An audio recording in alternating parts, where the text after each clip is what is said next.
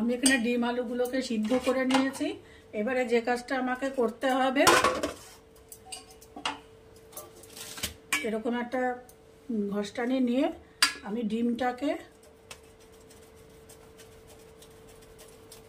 পুরো এরকম করে ঘষে নেব। আর কি করব, সাথে ডিমটা হয়ে গেলে আলুটাকে এরকম পুরো ঘষে নেব। এই যে আমি ডিমটাকে পুরোটা কুড়িয়ে নিয়ে এসেছি, আর আলুটাকেও পুরোটা কুড়িয়ে নিয়ে এসেছি। আমার রান্নাঘরের পরিসর এত ছোট যে আমি অন ক্যামেরা এই কাজগুলো করতে পারি না। আচ্ছা, এবারে আমি এর মধ্যে দিয়ে দিচ্ছি পেঁয়াজ কুচি। আমার যেহেতু লোক সংখ্যা বেশি, আমি 4টে ডিম দিয়ে করছি। আপনারা এটা 2টো ডিম আর 2টো আলু দিয়ে অনায়াসে 6 জনের হয়ে যাবে এই রেসিপিটা।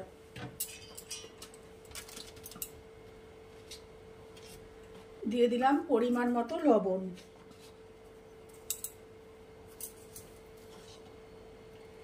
পরিমাণ মতো হলুদ, একটু লঙ্কার গুঁড়ো। আপনারা এখানে কাঁচা লঙ্কা ইচ্ছা করলে কাঁচা লঙ্কাও ব্যবহার করতে পারেন। দিয়ে দিচ্ছি একটু গরম মশলা। আচ্ছা, আপনারা ইচ্ছা করলে এখানে জিরে গুঁড়ো, রোস্টেড কিউমিন পাউডারও ব্যবহার করতে পারেন, কিন্তু আমি এখানে ব্যবহার করব না, কারণ আমাকে গ্রেভিও তৈরি করতে হবে। আমি বেশি স্পাইসি চাইছি না, সেই জন্য। এটা আপনাদের যদি মনে হয় যে আপনারা একটু স্পাইসি খাবেন, এর মধ্যে রোস্টেড কিউমিন পাউডারও দিতে পারেন। আচ্ছা, এবার এর মধ্যে দিয়ে দিচ্ছি, আমি এখানে আমার যা পরিমাণ, আমি দেবো এখানে 5 চামচ বেসন। আচ্ছা, বেসনটা আমি এখানে কাঁচা দিচ্ছি। যারা বেসনের গন্ধ সহ্য করতে পারেন না, এরকম অনেকে আছে, তারা বেসনটাকে একটু ড্রাই রোস্ট করে নেবেন, হালকা আছে একটু ড্রাই রোস্ট করে নেবেন। আমরা এক বান্ধবী আছে শিল্পী, ও বেসনের গন্ধ সহ্য করতে পারে না। ওর কথা মাথায় রেখে আমি বললাম, ওর যখন সহ্য হয় না তখন অনেকেই সহ্য না হতে পারে। একটু ড্রাই রোস্ট করে নেবেন বেসনটা, তাহলে এই গন্ধটা থাকবে না। আচ্ছা, এখানে কোনো জলের ব্যবহার হবে না, হালকা হাতে এটাকে মেখে নিতে হবে।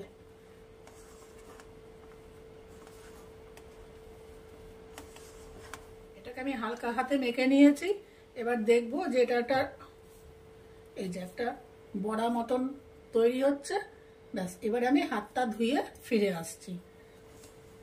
এবারে আমি একটু হাতে একটু রিফাইন্ড অয়েল নিয়ে নিলাম, বেশি পড়ে গেল, কমে নিলাম। এই যে এরকম রিফাইন্ড অয়েল নিয়ে নিলাম, এরকম একটু নিয়ে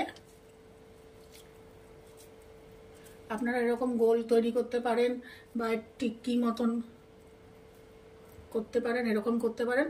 এবং এটা যেহেতু মুইঠা, আমি এরকমই শেপটা এরকমই দিচ্ছি। দিয়ে আমি সবকটা এভাবে তৈরি করে নিয়ে ফিরে আসছি। একদম ইজি প্রসেস। এইভাবে জাস্ট এই যে আমি এরকম সবকটা এরকম গড়ে নিয়েছি।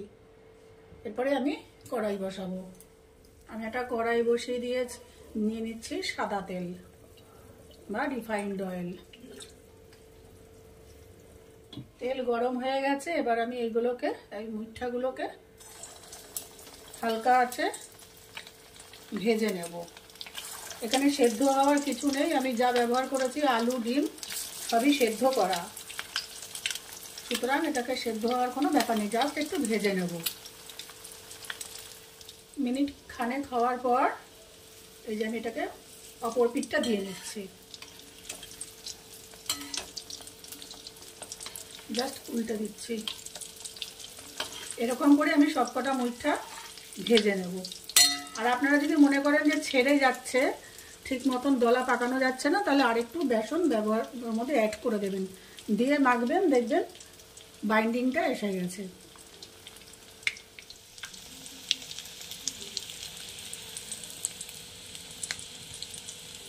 আমি সবকটা মুইঠা ভেবে ভেজে নিয়েছি। তাড়াহুড়োর জন্য কিছুটা একটু কম ভাজা হয়েছে, কয়েকটা একটু বেশি ভাজা হয়েছে। কড়াই বসিয়ে দিয়েছি, দিয়ে দিচ্ছি রিফাইন্ড অয়েল। আপনারা ইচ্ছা করলে এটাকে সর্ষের তেলও ব্যবহার করতে পারেন, বা অর্ধেক সর্ষের তেল অর্ধেক ঘি দিয়েও ব্যবহার করতে পারেন। তেল গরম হয়ে গেছে। এবারে আমি কিছু পেঁয়াজ কুচি দিয়ে দিলাম। এটাকে আমি লাইট ব্রাউন করে ভাজবো।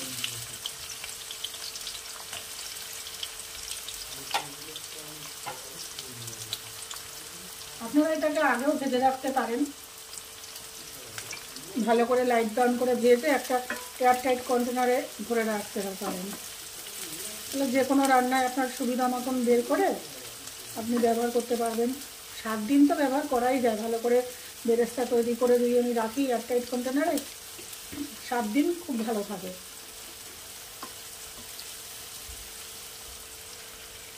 পেঁয়াজটা ভাজা হয়ে গেছে, এবার আমি এটাকে তুলে রাখবো। এর থেকে বেশি লাল আমি করবো না, আপনারা ইচ্ছা করলে আরেকটু ব্রাউন করতে পারেন। এবার এই ভাজা পেঁয়াজ দিয়ে দেব কিছু কাঁচা লঙ্কা, দিয়ে দেব কিছু কাজু বাদাম, আর দিয়ে দেব কিছু টমেটো। এইগুলোকে আমি একসাথে পেস্ট করে নেব। ওই পেঁয়াজ ভাজার তেলেই আমি এবার দিয়ে দেবো ফোড়ন, দিয়ে দিলাম দারচিনি, দিয়ে দিলাম ছোট এলাচ, দিয়ে দিলাম লবঙ্গ।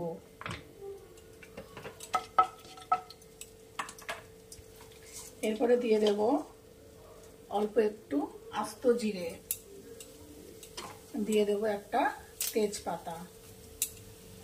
গ্যাসের ফ্লেম আমি একদম কমিয়ে দিলাম।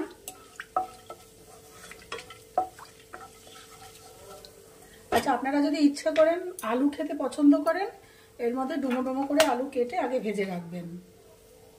আমি এখানে আজকে এটা আলু দেব না, আলু ব্যবহার করব না।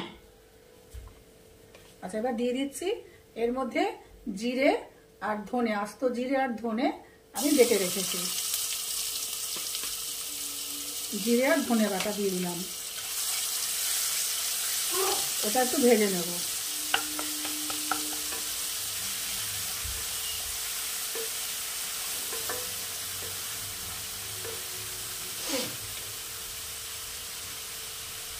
দিয়ে দেব হলুদ, সামান্য হলুদ দিলাম,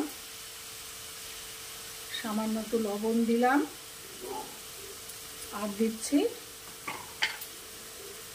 সামান্য একটু লঙ্কার গুঁড়ো।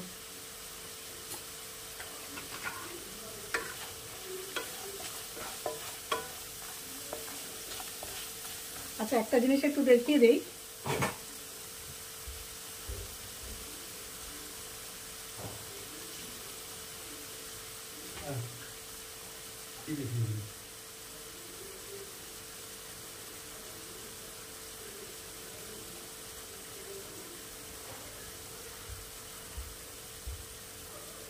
অনেকে বলেন যে শুকনো লঙ্কা আমি ব্যবহার করি খুব রান্নায়, মানে আমার পরিচিত অনেকে বলেন।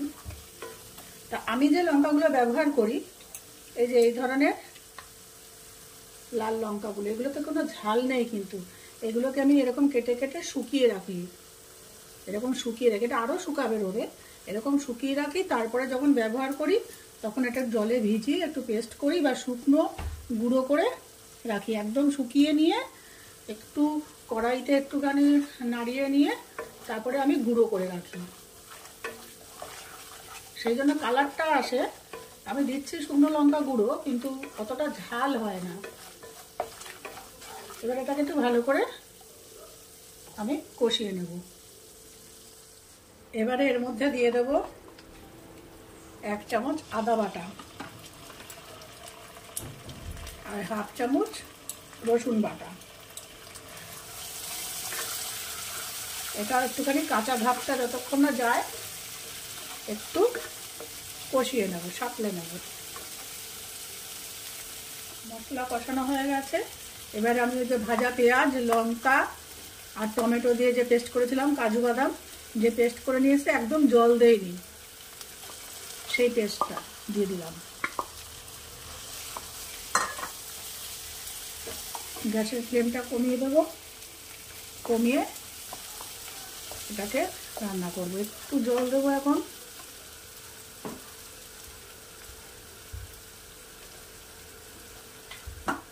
মশলাটা হওয়ার জন্য একটু জাস্ট 2-3 চামচ জল দেব। দিয়ে এটাকে কষিয়ে নেব।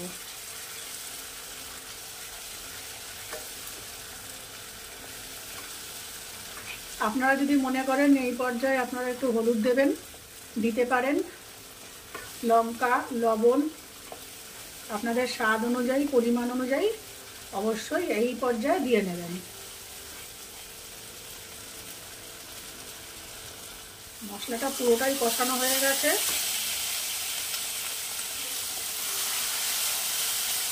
এবারে দিয়ে দেবো এর মধ্যে পরিমাণ মতো স্বাদ অনুযায়ী একটু লবণ, চিনি।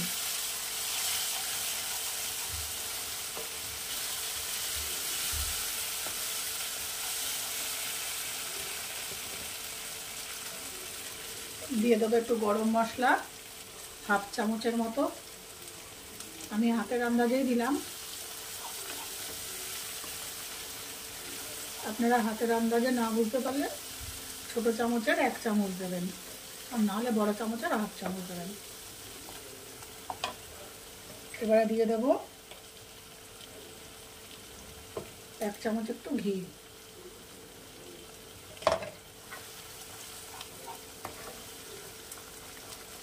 এটা কিন্তু বেশি ঝোল হবে না, মশলা পুরো কষানো হয়ে গেছে। জাস্ট দিয়ে দেবো অল্প একটু জল, সামান্য। আচ্ছা, এটা কিন্তু উষ্ণ জল, জলটাকে গরম করে আমি একটু ঠান্ডা করে উষ্ণ করে দিয়েছি।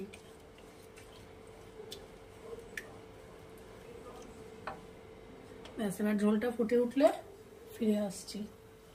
এখানে কিন্তু আমাদের ঝোল রেডি। এবারে যেটা করতে হবে, এই মুইঠাগুলোকে নিয়ে এরকম দিয়ে দিতে হবে, বেশি নাড়ানো কিন্তু যাবে না। আরেকটা প্রসেস হয়, যারা নতুন করছেন বা ভেঙে গেছে অল্প বা খুব নরম হয়েছে মুইঠাগুলো, হ্যাঁ, সেখানে আপনারা কি করবেন, সেখানে একটা প্লেটের মধ্যে আপনারা নেবেন, দেখাচ্ছি 1 মিনিট। এরকম একটা প্লেট আমি নিয়ে নেব, বা আপনারাও এরকম একটা প্লেট বা কাঁধা উঁচু থালা নিয়ে নেবেন। মনে করেন মুইঠাগুলো নরম হয়েছে, ঝোলে দিলে ভেঙে যাবে, সমস্যা হতেই পারে। সবসময় যে ঠিক হবে তার কোনো ঠিক নেই, ব্যাপার নেই। অনেক সময় একটু এদিক ওদিক গন্ডগোল হলে একটু সমস্যা হয়। আচ্ছা, এইভাবে মুইঠাগুলো নেবেন, একটা প্লেটের মধ্যে সাজাবেন। সাজিয়ে কি করবেন, এই যে ঝোলটা রেডি করেছেন, ঝোলটা এর মধ্যে দিয়ে দেবেন। জাস্ট একই, সব কাজ এক। এরকম করে দিয়ে আপনারা রেখে দেবেন। যখন সার্ভ করবেন, এখান থেকে কেটে কেটে এরকম করে নিয়ে একটা চামচে করে নিয়ে সার্ভ করবেন। এটা ওইটা যে আপনারা কড়াইয়ে দিয়ে যা টেস্ট, এটা একই নরম হবে, একই সব কিছু হবে।